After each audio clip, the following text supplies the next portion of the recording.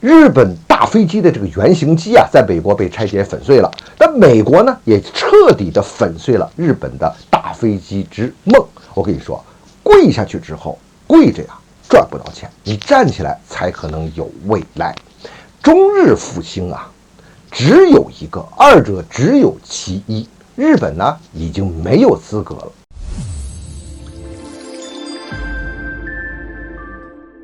欢迎来到张斌观察，我是张斌。这几天呢，三菱的那个 M2G 啊，那首架那个原型机，就是它那大客机的原型机啊，它那个注册号就是 JA21M 啊，在美国的摩西湖那边就被拆解掉了。这个网上已经出现了视频呐，还有这个图片啊，一个这个大的这个拆解机啊，哐当一下把这尾部就给缠断了，然后那个机翼就掉下来了啊，这看得很清楚。日本的大飞机之梦是在美国这边算是给碎了。这个三菱公司的 MG2 项目啊，可以说它不光是它一个公司了哈。要说起这个三菱公司，在某种意义上是代表着日本呐。其实说起来也是，因为三菱公司最早的前身，就是日本政府搞起来的这么一个船运公司嘛。后来发展到各个行业，套一个话说呢，就是三菱公司那是地地道道日本的央企啊。后来只不过它改制又转下去了，它其实和日本政府之间的关系也是非常的深。三菱公司呢，它在2007年的时候啊，根据日本的航空战略的发展，它就要发展这个70到90座的这个大型的载人客机，其实也就是支线飞机这一块。最后呢，这个事情是没有做成。他们的想法是依托美国的航空产业搞成功自己的大飞机啊。后来它的开发呀、试飞什么，你看都在美国进行，现在也是在美国进行销毁的吧。关于这个日本的 M2G 项目的失败呢，那是有很多的原因的。我们更多的都是从这个产业的角度啊、产品的定位呀这方面来进行分析啊。当然这个都是这个原因的啊。但是我认为更根本的一个原因是什么呢？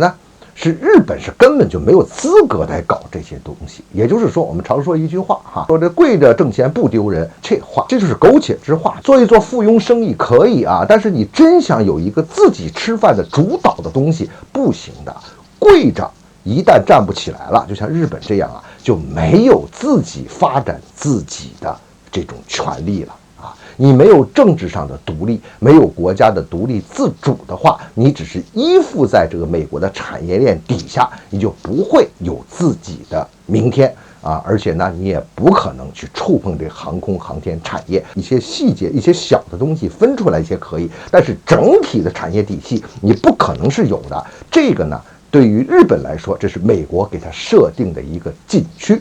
为什么这么说呢？咱们说这个航空航天产业呀，它是一个战略产业，它这个战略产业表现在几个方面。首先，我们航空航天大家都清楚了，这个呢，它里边是包含着尖端的科技啊，不管是用于民用还是用于这个军事安全方面，它一定在这里边，它要有最新的科技要引领，你才搞得了这一个。还有一个呢，从它的整个航空航天产业的这个产业规模来说，它非常的大，带动作用也非常的强。第三一个就说这经济上的这一个事情了哈，这经济收益太大了。这航天呢，当前啊还没有一种经济模式，实际上航天现在各国啊都是在里面砸钱。可是未来呢？未来它一定是一个非常大的一个经济领域，它会带来一种颠覆性的经济模式都有可能。这个咱不说，就说这航空产业、大飞机、民用客机，包括这一块，包括军机这一块，这是多大的一个市场啊！谁都要拿这一块啊。所以说呢，它是一个战略产业，而这个战略产业航空航天啊，又恰恰是美国的支撑美国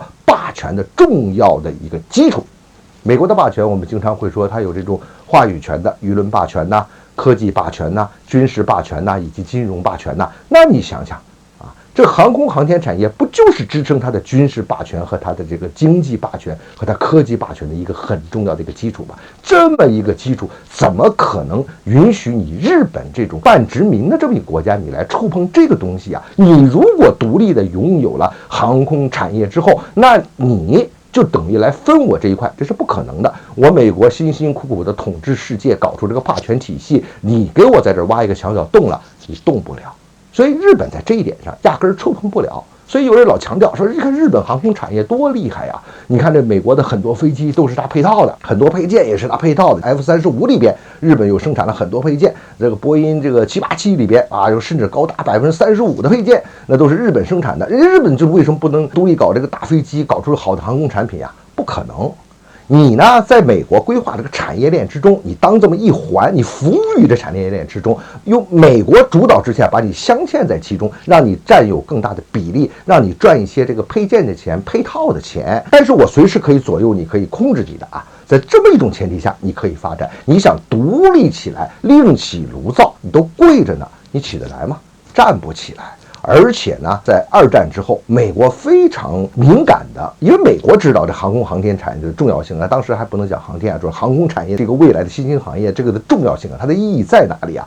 所以它无情的就阉割了德国和日本的航空航天产业。所以走到今天，我们就看得清清楚楚的。日本呢，当然像30的这个项目啊，它本身来讲呢 ，M2G 项目有很多商业上的、投资上的、产品规划上的问题，但核心问题，我认为是我刚才讲的这一套。日本从骨子里你搞不了这个东西，所以呢，一个国家最重要的一个事情，想有自己的未来，想自己的子子孙孙都过上好日子，想有更丰厚的物质，你首先站直了，别趴下，更不能跪下。